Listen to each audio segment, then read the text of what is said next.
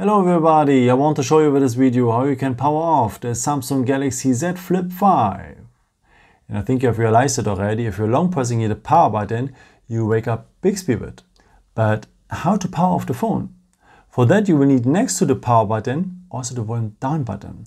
Long press these both buttons together and you will be in the power off menu. Just confirm on power off and again on power off and the phone will turn off.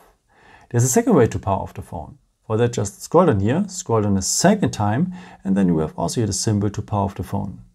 So we are in the power menu again, just confirm twice on power off, and the phone will shut down.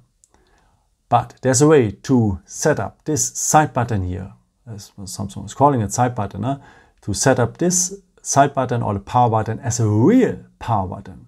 Let me show you how this works. So just scroll down here, tap on the symbol for the settings. Then you need to scroll down to the point Advanced Features. And now we will need the second point here, Side Button. Okay, now we can choose what should happen if we press and hold this side button. Actually, we are waking up Bixby with, but we want to have in the future the power off menu. So that means whenever I long press now the power button, I'm directly in the power off menu. Just tap on power off, confirm on power off, and the phone will power off.